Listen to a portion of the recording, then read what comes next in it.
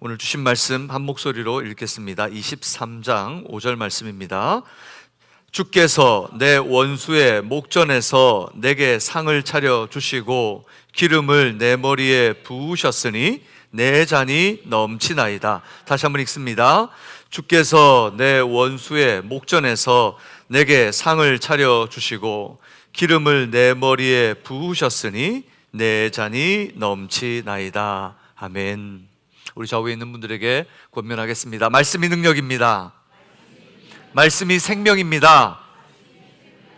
생명의 말씀, 능력의 말씀이 오늘 여러분의 삶의 역사되기를 축복합니다. 제가 예전에 참 재밌게 읽었었고 또 이번 말씀을 준비하면서 또 한번 같이 읽어보았던 책이 있습니다. 바로 호아킴 데 포사다 그리고 앨런 싱어라고 하는 두 사람이 쓴 Don't Eat the Marshmallow Yet이라는 책입니다. 한국어 번역으로는 마시멜로 이야기라고 번역되어 있습니다. 이 책은 이 조나단이라고 하는 그 기업의 회장하고 그 회장의 운전기사 찰리가 대화를 나누는 것이 주요 내용입니다. 어느 날 이 조나단이 차를 타려고 하는데 운전기사 찰리가 입안 가득 삐져나올 것 같은 햄버거를 물고는 급하게 오는 모습을 보고 이 회장이 찰리에게 이렇게 말합니다. 찰리, 자네 또 마시멜로를 먹고 있구만 이라고 말을 건넵니다. 왜 그런 말을 할까 생각하던 찰리가 조나단에게 조심스럽게 묻습니다. 왜 저한테 그런 말씀을 하셨죠?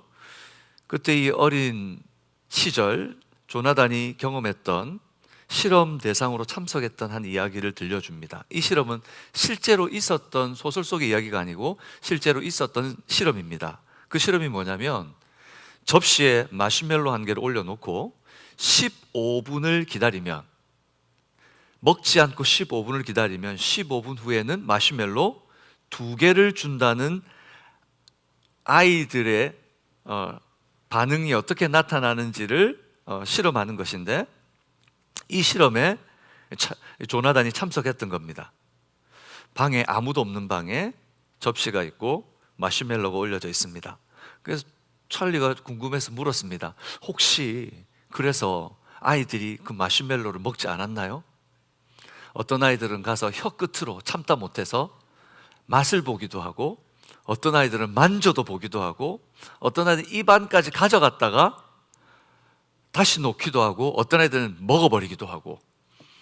그래서 그 조사를 한 아이들은 여러 모습이 나타났는데 그 중에 조나단은 결코 마시멜로를 먹지 않았다는 것을 지금 이야기하고 싶은 겁니다.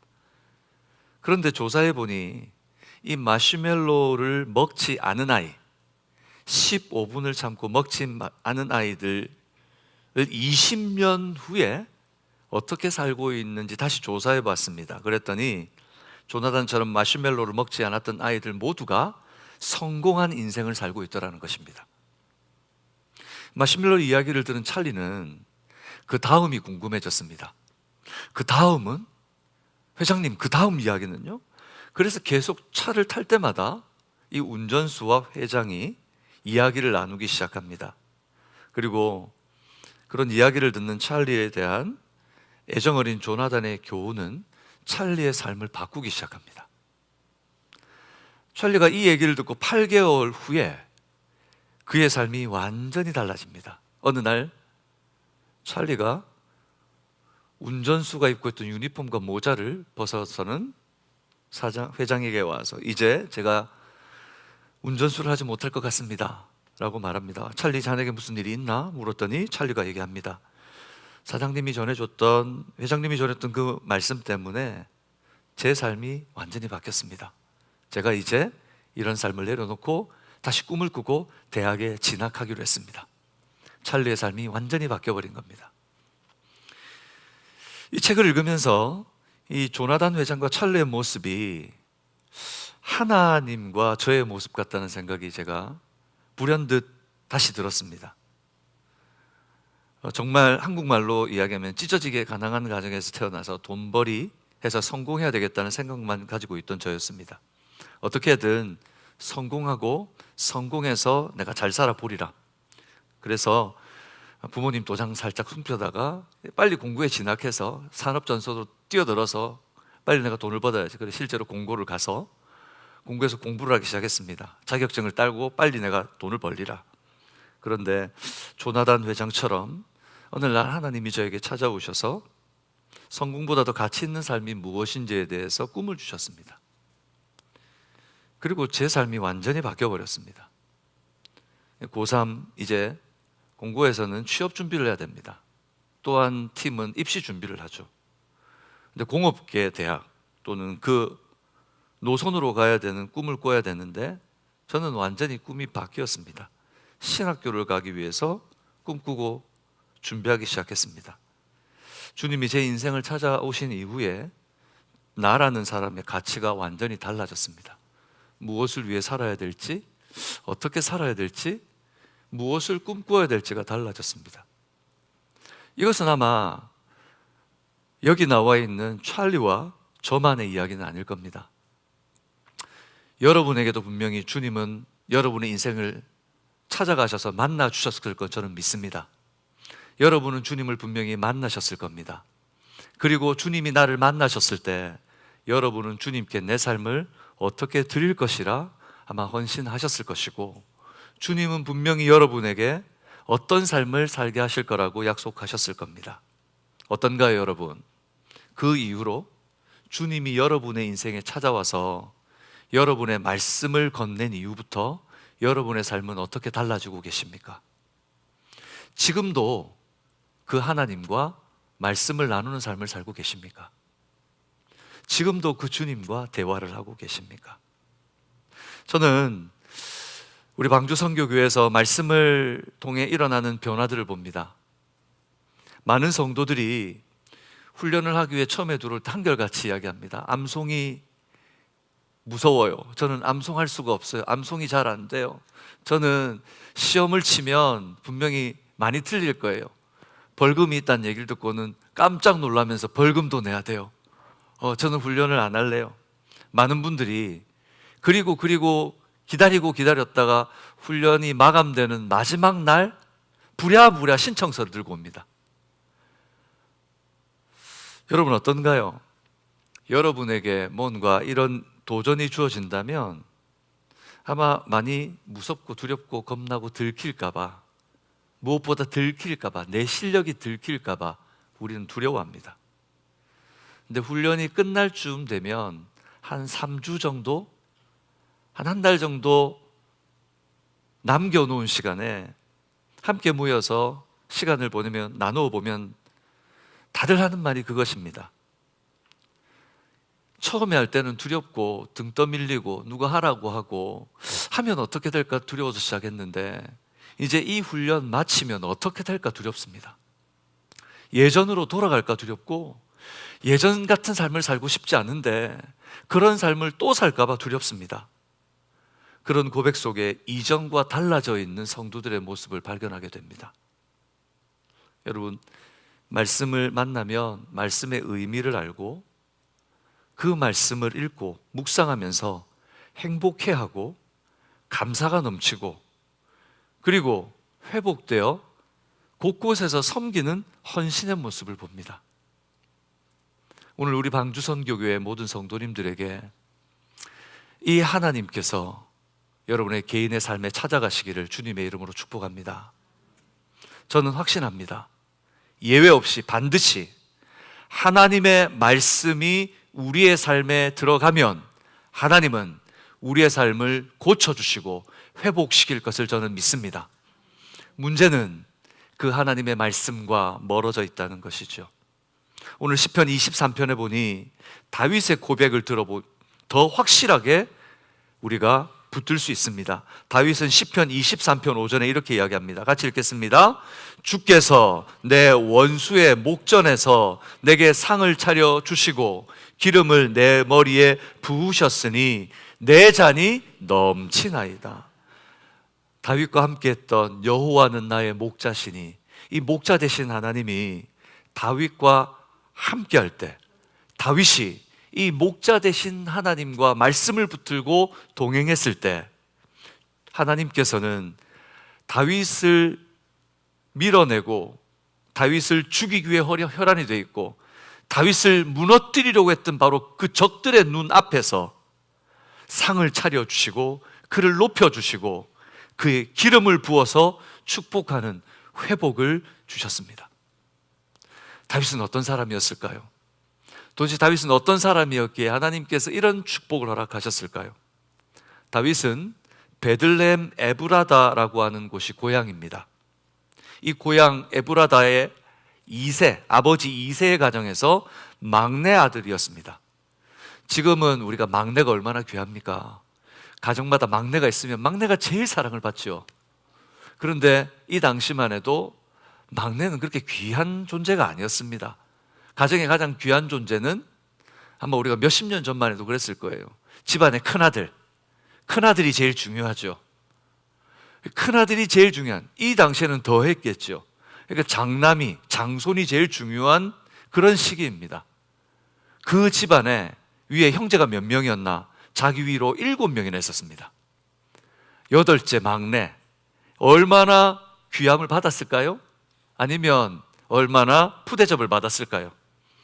어느 날 그 가정에 아주 중요한 손님이 찾아왔습니다. 바로 선지자 사무엘이 방문한 겁니다. 그 이유는 사울의 교만 때문에 사울을 패하시기로 하셨던 하나님께서 이새의 가정을 통해서 왕위를 잇게 하시기 위해서 그 가정에 찾아가 기름을 부으라 하셨기 때문입니다. 이새는 즉시 모든 아들을 집합했습니다. 집합! 몇 명이 모였을까요? 8아들 중에 7이 모였습니다. 그런데 이새 아들 중에 사무엘이 기름을 붓기 위해서 기도하려고 하는데 하나님이 아니다 하시는 거죠. 저는 오늘 여기 있는 여러분들 중에 누구도 하나님이 아니다 하시는 일이 없기를 주님의 이름으로 축복합니다. 축복하려고 하는데 얘는 아니야. 여러분 모두가 예스 되기를 축복합니다. 아멘. 우리 좌우에 있는 분들에게 하나님의 축복을 받으시기 바랍니다. 그 축복을 누리시기 바랍니다. 그리고 7째까지 다 지나갔어요. 사무엘이 놀랬습니다. 사무엘상 16장 10절 11절에 보니, 우리 같이 읽어볼까요? 10절입니다. 이새가 그의 아들 7을 다 사무엘 앞으로 지나가게 하나 사무엘이 이새에게 이르되 여호와께서 이들을 택하지 아니하셨느니라 하고, 또 사무엘이 이새에게 이르되 네 아들이 다 여기 있느냐? 이 말은 무슨 말입니까? 또 아들은 없어? 이게 다야? 그때 이새가 말합니다. 이새가 이르되 아직 막내가 남았는데 그는 양을 지키나이다. 무슨 말입니까? 걔는 여기 있을 이유가 있다 없다? 다윗은 제외되었습니다. 이 중요한 자리에 이새의 생각에 다윗은 안중에도 없었습니다. 왜 그랬을까요? 다윗이 불성실했기 때문에, 아버지가 미워해서, 다윗은 특별히 미워했기 때문에 이 자리에도 없는 걸까요? 그 이유를 아마 우리 신학자들은 다윗의 그 나이가 성인으로서 인정될 만큼 준비되지 않았던 것 같다라고 다들 해석합니다. 이 20세가 되면 율법이 정한 성인으로서 그 사회의 역할을 하게 되는데, 아마 다윗은 아직 그 나이가 되지 않은 어렸던 청년이었던 것 같다고 얘기합니다. 그래서 당시의 상식으로는 다윗은 후보가 될 수 없었습니다. 후보가 될 수 없는 조건을 뛰어넘어서, 예를 들면 아버지가 그래 너는 나이는 안 되었지만 너는 이 자리에 있어야 돼 할 만큼 특별한 조건도 다윗에게는 사실 없었습니다. 우리가 이 땅을 살아가다 보면 우리 스스로를 바라보면서 세상의 조건으로 우리 스스로를 한번 살펴봅시다. 우리는 얼마나 특별한가요? 오늘 여기 있는 누구든지 아마 고백하실 겁니다. 우리가 자격이 있어 예수님을 믿고 구원을 얻은 자 되었습니까? 아닙니다. 우리는 아무 자격이 없습니다. 우리는 죄인들일 뿐입니다. 그런 우리를 하나님께서는 이런 세상의 상식과 조건으로 따져본다면 아무런 구원받을 조건이 없는 우리를 바로 예수 그리스도 안에서 구원하기로 작정하여 불러주신 것을 믿습니다. 그렇습니다. 당시의 상식과 이새 아버지의 모습으로 보아도 생각으로 생각해 보아도 조건이 되지 않지만, 그러나 하나님의 생각은 달랐습니다. 사무엘을 통해 다윗을 데려오라고 하십니다. 다윗, 그를 정확히 지명하시고 그를 찾으셨습니다. 사무엘상 16장 12절에 보면 이렇게 말씀합니다. 이에 사람을 보내어 그를 데려오매, 같이 읽어볼까요? 그의 빛이 붉고 눈이 빼어나고 얼굴이 아름답더라. 여호와께서 이르시되 이가 그니 일어나 기름을 부으라 하시는지라. 다윗을 데려왔는데 다윗이 어땠습니까? 그의 빛이 붉고 눈이 빼어나고 얼굴이 아름답더라. 그렇지, 하나님도 인물 보시는 거야. 하나님도 외모 보시는 거야. 이 정도는 돼야지. 여러분, 우리 좌우에 있는 분들 한번 봅시다. 빛이 붉고 눈이 빼어나고 얼굴이 아름다운 분 누가 있습니까? 우리 다 탈락입니까? 하나님이 말씀하시려고 하시는 것은 무엇일까요? 하나님은 지금 그의 외모를 이야기하시는 것이 아닙니다. 누가 보실 때 누구의 기준으로 빛이 붉고 눈이 빼어나고 얼굴이 아름답다는 것입니까? 하나님의 기준으로. 세상이 볼 때의 기준이 아닙니다. 세상의 기준도 계속해서 달라집니다. 옛날 우리 조선시대의 미인이라고 하면 지금 같은 미인의 기준인가요? 아니죠. 한 7, 80년대 미인의 기준이 지금 같은 미인의 기준입니까? 아닙니다. 미의 기준은 계속해서 바뀝니다. 인간의 기준은 바뀌어요. 하지만 하나님의 기준은 바뀌지 않습니다. 하나님이 보실 때 그의 눈빛은 살아있고 그의 얼굴빛은 붉으며 에너지가 있고 열심히 있으며 그의 얼굴은 아름답더라. 어떤 상황 속에서 구김받지 않고 아버지가 형들 다 있는 자리에 가서 도시락 가지고 형들 도시락 챙기게 하고 다들 모여있는 이 귀중한 자리에 양치로 보냈는데도 불구하고 다윗의 얼굴은 슬픈 기색이나 불만의 기색이나 불평의 기색이나 어떤 어려움의 기색도 없었습니다. 그의 얼굴은 아름답더라. 여호와께서 이르시되 이가 그니 일어나 기름을 부으라 하시는지라. 사무엘이 기름 물병을 가져다가 그의 형제 중에서 그에게 부었더니 이날 이후로 같이 읽어볼까요? 다윗이 여호와의 영에게 크게 감동되니라. 사무엘이 떠나서 라마로 내려가니라. 13절에 이야기합니다. 여러분, 왜 다윗이 하나님께서 내 원수들 앞에서 상을 차려주셨다라고 고백했습니까? 하나님께서 바로 이렇게 택하신 하나님의 사람은 책임지신다는 겁니다. 하나님 여러분을 책임지시는 줄로 믿습니다. 하나님 부르신 자들, 하나님을 믿고 그 삶을 따르는 자들을 반드시 책임지십니다. 그 순간부터 그의 가치는 하나님이 만들어 가십니다. 우리의 가치는 세상이 만드는 것이 아닙니다. 우리의 가치는 세상의 열심이며 세상의 기준에 부합한다고 만들어지는 것이 아닙니다. 하나님의 사람의 기준은 하나님이 만들어 가시는 것을 믿으시기 바랍니다. 그러니 하나님의 사람들은 세상의 가치로 살아서는 안 됩니다.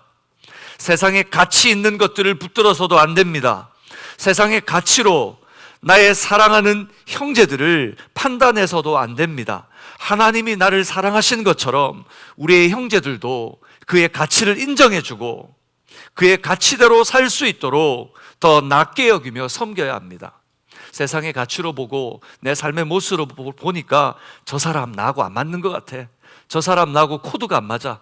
저 사람 나하고 대화하는 방법이 틀려. 저 사람은 나하고 안 맞아. 저 사람 나하고 수준이 틀려. 우리는 우리의 가치로 사람들을 재단합니다. 그러나 여러분, 우리가 하나님 앞에 거저 받지 않았습니까?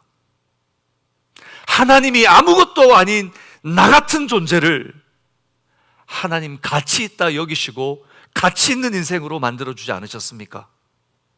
그러니 정말 하나님 앞에 손을 펴서 형제들을 품을 수 있는 여러분들 되시기를 축복합니다. 다윗은 자기에게 찾아오는 이들을 누구도 내치지 않았습니다. 다윗이 어려운 시기 쫓겨다닐 때 다윗을 찾아온 사람들은 어떤 사람들이냐? 불량자들, 비류들, 흔히 지금으로 말하면 인사들 말고 아싸들, 흔히 말하면 인사이드에 있는 중요한 사람들 말고 바깥 사이드에 있는 아웃사이드들, 그런 아웃사이더들을 불렀어요. 그들이 찾아왔어요. 근데 다윗은 그 한 사람도 내치지 않았습니다. 그들을 다 불러서 그들을 바꾸고 그들을 동료로 맞이하고 아껴줬습니다. 저는 하나님께서 그런 다윗을 정말 귀하게 여기셨다고 믿습니다. 여러분 주위에 어떤 사람들이 있습니까? 나하고 좀 맞지 않습니까? 내 기준에 좀 다릅니까? 그러면 어떻습니까? 그들과 함께 하나를 이루어갈 때 하나님께서 우리의 가치를 결정하실 줄로 믿습니다. 때때로 사회에 어려운 바람이 불고 경제적으로 힘들면 자신의 목숨을 끊는 많은 분들을 발견합니다. 세상이 말하고 있는 세상의 소리에, 세상의 아우성에 자신을 참지 못하고 내가 가치 없어 보입니다. 우리는 어떻습니까? 우리 주변에 있는 사람들이 우리를 향해 판단하고 가치 없다 그러고 그것밖에 안 돼? 라고 비난할 때 우리는 어떻습니까? 그러나 여러분 기억하십시오. 심지어 나 자신을 보는 나조차도 나의 가치를 결정할 수 없습니다. 누가 여러분에게 여러분 자신의 가치를 결정하라고 허락해 주셨습니까?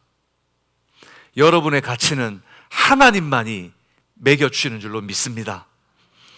하나님이 부르셨다면, 지금 하나님이 여러분을 부르셨다면 여러분 기억하십시오. 당신의 가치는, 당신은 천하보다 귀한 한 사람입니다. 아멘이십니까? 우리 좌우에 있는 분들에게 당신은 천하보다 귀한 한 사람입니다.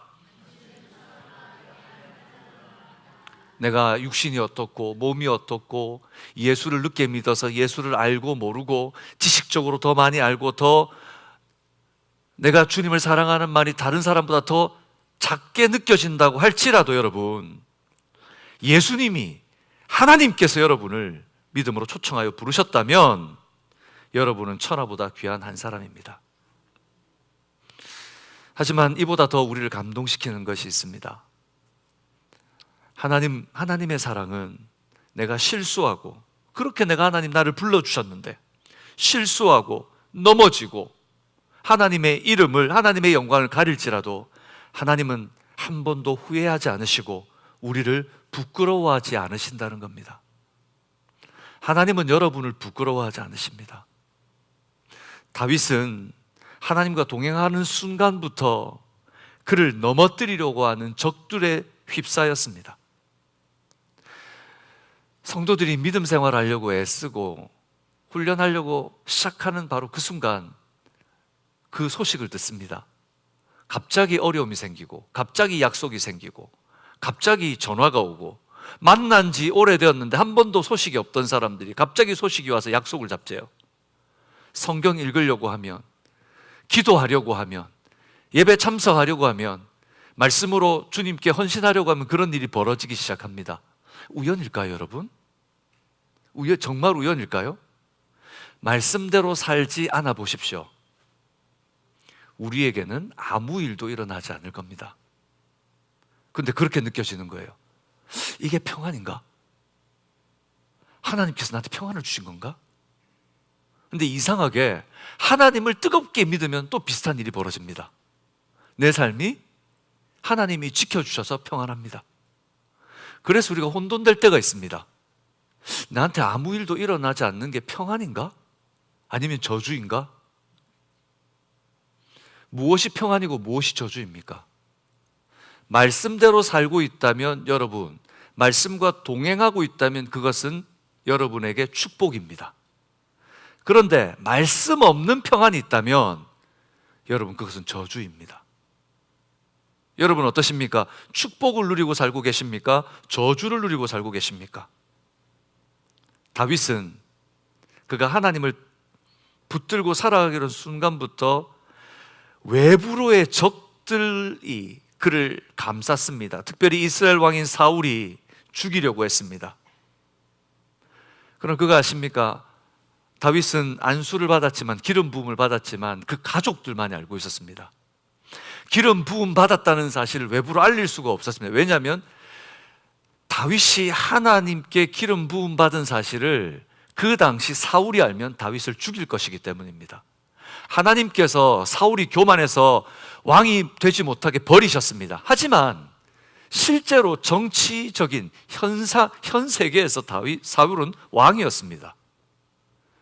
다윗이 왕이 되기로 하나님께서 그를 택했다고 하면 반드시 죽였을 것입니다. 그래서 다윗은 숨겼습니다. 사무엘도 알리지 말라 하셨습니다. 근데 어떤 일이 벌어졌습니까? 사울이 다윗을 너무 예뻐했습니다. 사울이 악신이 들렸을 때 다윗이 가서 찬양을 하고 연주를 하면 악신이 떠나가는 일이 벌어졌습니다. 너무 예뻐한 나머지 자기 사위로 삼았습니다. 사위를 삼고 전쟁에 나갔는데 어떤 일이 벌어졌습니까? 다윗을 어떻게 하려고 그랬습니까? 다윗이 어떤 삶을 살았습니까? 쫓겨다녔습니다. 그 안에 미갈조차도 다윗을 어떻게 했습니까? 하나님의 법궤가 오려고 막 와서 너무 기뻐서 춤을 췄더니 그 모습을 보고 왕이 채신머리 없이 그를 하대하고 비난했습니다. 그뿐입니까? 유다를 제외한 전 이스라엘이 다윗을 적대시했습니다. 이방인조차들도 다윗을 두려워하며 적으로 생각했습니다. 다윗을 보며 하나님을 비방했습니다. 다윗의 적이 되고 다윗의 초라한 모습, 하나님을 멸시했습니다. 여러분 어떻습니까? 우리 때문에 하나님이 멸시를 받는다. 내 모습 때문에 하나님이 사람들 앞에 조롱거리가 된다. 그러면 우리가 어떨까요? 우리 스스로도 나는 하나님이 사랑하지 않으실 거야 라는 마음이 들지 않을까요? 그러나 하나님은 그 순간 속에서도 단 한 번도 다윗을 버려두지 않았습니다. 다윗을 부끄러워하지 않으셨습니다. 하나님께서는 오히려 그의 지팡이와 막대기가 되어 주셨습니다. 우리가 읽었던 시편에 뭐라고 하셨습니까? 주께서 음침한 골짜기를 다니는 그 순간에도 나의 지팡이와 막대기가 되어 주셨습니다. 시편 18편 3절에는 내 원수들에게서 구원을 얻게 해주셨습니다 라고 고백합니다. 여러분, 말씀과 동행할 때 때때로 우리가 쓰러지고 넘어지고 초라해 보일지라도 하나님은 가치를 주시고 부르신 우리, 천하보다 귀한 한 사람인 우리를 버리지 않으시고 반드시 보호하실 줄로 믿습니다. 그러니 두려워하지 마십시오. 넘어지고 쓰러지고 실패하고 깨어질지라도 하나님만 붙드십시오. 그러면 하나님께서 여러분을 반드시 세워주실 것을 믿습니다. 그러나 중요한 것은 바로 이 외부의 적이 아닙니다. 외부의 적은 싸워서 피가 트지고 코가 깨지더라도 싸우면 됩니다. 그러나 이 위험한 것은 내부의 적입니다. 다윗은 외부의 적과 싸워서 이겼습니다. 그런데 처참하게 내부의 적 앞에 쓰러졌습니다. 그에게 교만이 찾아왔습니다. 교만이 찾아오자 거드름을 피우기 시작했습니다. 하나님의 말씀을 멀리하기 시작했습니다. 왕들이 출정할 시기가 되었습니다. 그 당시 왕들이라면 백성들과 군사들을 이끌고 나아가 적들과 싸워서 최앞장에 서서 바로 왕으로서의 소명을 다해야 됐습니다. 그런데 다윗은 거드름을 피우며 출전하지 않았습니다. 그때 어떤 일이 벌어졌습니까? 하나님과 동행하기를 중단한 바로 그 순간 그는 하나님에게서 멀어졌고 음욕이 그를 찾아오기 시작했습니다. 음욕에 눈이 먼 다윗은 어떤 일을 벌였습니까? 왕궁을 거닐다가 밧세바를 보고 충직한 종 우리아의 아내 밧세바를 취하여서는 그를 성적으로 범해버리고 그를 임신케 했습니다. 이게 들킬까봐, 자기 명의가 실추될까봐 어떻게 했습니까? 그것을 감추기 위해 우리아를 죽이기로 계획하는 살인범죄를 저질렀습니다. 여러분, 이 정도면 하나님이 다윗을 버린다고 해도 누가 항변할 수 있겠습니까? 만약에 우리들 중 누가 이런 범죄를 저질렀다고 했을 때 그 사람을 하나님께서 버린다고 하면 누구 한 사람이라도 그 사람 편들어 줄 사람이 있겠습니까? 그러나 하나님께서는 그를 포기하지 않으시고 마지막 기회를 주셨습니다. 바로 선지자 나단을 통해서 그를 꾸짖었습니다. 그때 다윗이 어떻게 했습니까? 여러분, 다윗과 반대로 사울에게는 어떤 일이 벌어졌습니까? 사무엘이 찾아가서 아각을 죽이라고 하셨는데, 모든 것들을 다 진멸하라고 하셨는데 사울은 진멸하지 않았습니다. 사무엘이 가봤더니 소 울음소리도 들리고 사람들 소리도, 이게 어찌 된 거냐 물어봤더니 사울이 변명하기 시작합니다. 제가 한 게 아니고요, 백성들이 하나님께 좋은 거 드리려고 하면 이런 것들 죽이기 아깝지 않느냐, 그럼 죽일 바에는 하나님께 제물로 드리는 게 낫지 않느냐, 그런 말을 했기 때문에 제가 살려왔습니다. 사울은 변명하기 시작했습니다. 그러나 다윗은 어떻게 합니까? 사울이 변명했던 것과 다르게 하나님께 그 말씀이 들려오자마자 회개의 눈물로 간구했습니다. 그 회개가 시편 51편에 나타나 있습니다. 10절에서 12절까지 말씀 우리 같이 한번 읽어보겠습니다. 같이 읽겠습니다. 시작. 하나님이여, 내 속에 정한 마음을 창조하시고 내 안에 정직한 영을 새롭게 하소서. 나를 주 앞에서 쫓아내지 마시며 주의 성령을 내게서 거두지 마소서. 주의 구원의 즐거움을 내게 회복시켜 주시고 자원하는 심령을 주사 나를 붙드소서. 다윗은 하나님 앞에 엎드려 회개하기 시작했습니다. 다윗이 다른 이들, 특별히 사울과 다른 것은 하나님의 말씀이 들려올 때에, 하나님의 말씀이 내 속에 전해질 때에 바로 즉각적으로 반응하는 삶이었다는 것입니다. 이렇게 하나님은 그를 원수들의 목전에서 이기게 하시고 회개하고 돌아온 다윗에게 다시 회복을 허락해 주신 겁니다. 이 하나님을 다윗은 오늘 고백하는 겁니다. 주께서 내 원수의 목전에서 내게 상을 차려 주시고 기름을 내 머리에 부으셨으니 내 잔이 넘치나이다. 사랑하는 여러분, 하나님이 택하신 은혜를 알고 그의 말씀과 동행하는 다윗을 하나님께서 이렇게 보호해 주시고 회복시켜 주신 것처럼 오늘 하나님의 말씀을 붙들고 살기를 다짐하는 여러분을 하나님의 권능의 손으로 붙들어 주실 것을 믿습니다. 교만이 일어날 때 내 속에 하나님과 멀어지고, 교만이라는 것이 여러 가지 모습으로 찾아옵니다. 우리가 교만할 때 세상은 말합니다. 그럴 수 있지, 그 정도는 할 수 있지, 그 정도는 괜찮지 않아? 그 정도 한다고 누가 뭐라 그래? 라는 세상의 가치들이 우리에게, 세상의 사람들이 우리에게 소리를 넣기 시작합니다. 하나님이 보실 때 교만이지만 사람들이 볼 때는 교만이 아닌 것처럼 보입니다. 그러나 조심하십시오. 그것이 하나님의 보시기에 교만이라면 하나님께서는 우리를 반드시 내버려 두지 않으실 것입니다. 여러분, 그러니 늘 말씀과 동행하십시오. 세상의 기준이 아닌 하나님의 기준으로 나를 돌아보고 하나님 앞에 이 삶을 살아갈 때에 쓰러지고 넘어지고 깨지고 우리가 하나님께 멀리 떠났을지라도 반드시 회복시켜 주시는 은혜를 허락하실 줄로 믿습니다. 그렇다면 다윗과 같이 오늘 우리에게 하나님의 말씀을 사모하는 우리에게 하나님과 동행한다면 도대체 어떤 은혜를 주시는 겁니까? 요한복음 15장 4절과 5절에 보니 하나님이 주실 그 복에 대해서 우리에게 말씀해 주십니다. 우리 4절과 5절 같이 읽겠습니다. 내 안에 거하라, 나도 너희 안에 거하리라. 가지가 포도나무에 붙어있지 아니하면 스스로 열매를 맺을 수 없음같이 너희도 내 안에 있지 아니하면 그러하리라. 나는 포도나무요 너희는 가지라. 그가 내 안에 내가 그 안에 거하면 사람이 열매를 많이 맺나니 나를 떠나서는 너희가 아무것도 할 수 없음이라. 예수님 안에 머물기를 힘쓰고 애쓴다면 어쩌면 보잘것없는 우리, 쓸모없는 우리, 하나님이 보실 때에 하나님의 그 영광 앞에 볼 때 초라할 것밖에 없는 우리가 바로 예수 그리스도 안에서 주시는 새 생명을 주셔서 마른 막대기를 생명나무로 쓰실 줄로 믿습니다. 여러분의 입술을 통해 죽어가는 영혼이 돌아오는 것을 보게 하실 줄로 믿습니다. 여러분의 섬김을 통해 인생을 포기하려고 하던 자들이 다시 새 인생을 살게 되는 은혜를 맛보게 하실 줄로 믿습니다. 마른 막대기 같은 우리를 생명나무로 쓰실 것입니다. 이런 나를 사용해서 또 다른 영혼들을 살리시는 축복의 통로가 되게 하실 뿐만 아니라 요한복음 5장 24절에는 이미 우리에게 이 축복을 주셨다고 얘기합니다. 같이 읽어볼까요?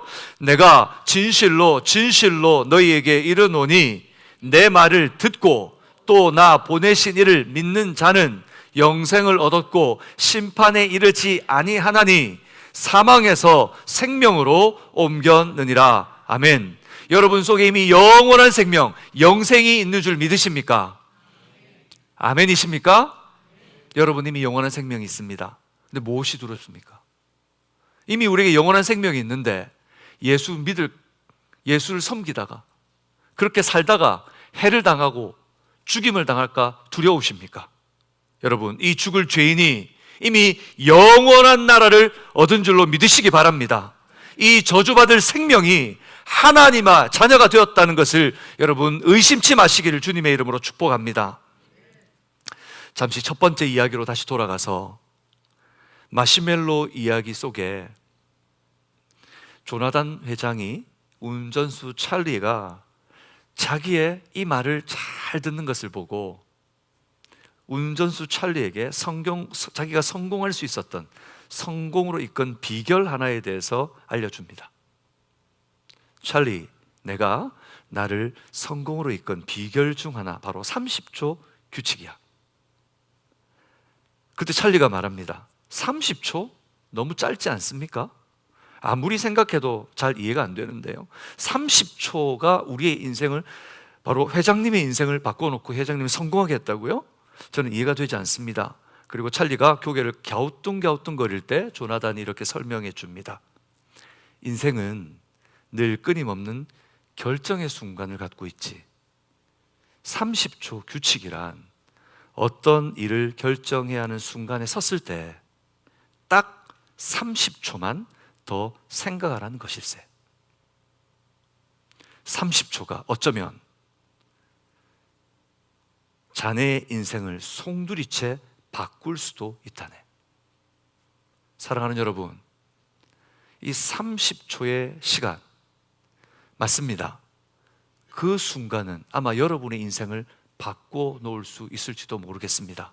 오늘 마시멜로 이야기에서 나오는 바로 그 30초를 내가 그 시간에 투자한다면, 그렇다면 내가 이 세상의 지혜를 가지고 30초를 투자하는 것도 우리의 인생을 변화시킨다면, 여러분, 하나님의 생명의 말씀을 우리가 붙든다면 어떤 일이 일어날까요? 저는 여러분에게 30분의 규칙을 도전하고 싶습니다. 최소한 하나님의 말씀 앞에서 오늘 하루 30분의 시간을 갖는 것입니다. 어떤 분은 하루 중 30분을 내는 것이 쉬운 분들이 있을 수 있을 겁니다. 30분? 그 정도 내가 못 내겠습니까? 지금 저는 하나님 앞에 1시간, 2시간 내고 있는데요. 그러나 여기 있는 어떤 분들은 30분을 내는 것이 전쟁 같은 분들이 있을 겁니다. 저는 30분 내는 게 너무 힘들어요. 10분도 힘들어요. 하나님께 30분 드리려고 생각을 해봤는데 되지를 않아요. 그 하루 중 30분을 내기 힘들어서 포기하고 좌절에 빠져 있는 분들이 있지 않습니까? 여러분, 하지만 여러분들이 하루에 30분을 순종하고 드리기로 작정한다면 30초가 인생을 바꾸는데 30분은 어떤 일이 일어나겠습니까? 사람의 말이 그의 인생을 바꾼다고 하는데 하나님의 말씀이 우리 속에 들어오면 어떤 일이 벌어지겠습니까? 저는 바로 다윗의 고백 같은 일이 일어날 거라고 믿습니다. 주께서 내 원수의 목전에서 내게 상을 차려 주시고, 여러분, 누가 여러분을 대적합니까? 여러분을 힘들게 하고 지치게 하고 낭망하게 하고 시험 들게 하는 문제가 무엇입니까? 하나님이 여러분의 인생을 30분을 결단해서 드리기로 하는 바로 그 순간부터 그것으로부터 성공하고 이기는 하나님의 역사를 여러분의 눈앞에서 펼쳐주실 줄로 믿습니다. 기름을 내 머리에 부으셨으니 내 잔이 넘치나이다. 사랑하는 여러분, 하나님과 바로 그 시간을 걷기 시작할 때 하나님이 여러분을 어떤 곳에서든 택하시고 세우시며 차고 넘치는 은혜로 붙드실 줄로 믿습니다. 바로 말씀과 함께하는 30분, 오늘 여러분 이 시간 한번 결단해 보셨으면 좋겠습니다. 여러분 묻겠습니다. 30분을 내보시겠습니까? 대답 안 하는 7분을 봤습니다. 여러분 묻겠습니다. 30분을 한번 결단해 보시겠습니까? 기도를 하건 성경을 읽건 또는 내가 하나님 유튜브로 말씀을 보건 그게 아니에요. 하나님의 말씀을 펼쳐놓고 내가 하나님의 말씀을 읽는 30분의 시간, 그것을 한번 결단해 봅시다. 아멘? 우리 좌우에 있는 분들에게 우리 한번 이렇게 30분을 드리겠습니다. 지금 보니까 약속 안 하신 분 몇 분 보여요. 자, 다시 한번 옆 사람에게 30분을 드리겠습니다. 다음 주에 와서 또 한번 확인해 볼 겁니다. 여러분이 다시 돌아와서 다음 주 만났을 때 하나님께 드린 30분의 그 시간이 내 인생을 바꾸어 놨습니다. 내 한 주간을 바꾸어 놨습니다. 내 가장 큰 그 결정의 문제를 하나님께서 바꾸어 놓았습니다. 그런 은혜가 내 잔이 넘치나이다 하시는 하나님의 그 축복이 여러분의 삶에 있기를 간절히 소망합니다. 말씀과 동행할 때 주시는 하나님의 은혜는 바로 그것입니다. 마시멜로 하나를 참으면 마시멜로 2개를 얻을 수 있습니다. 마시멜로 2개를 참으면 마시멜로 4개를 얻을 수 있습니다.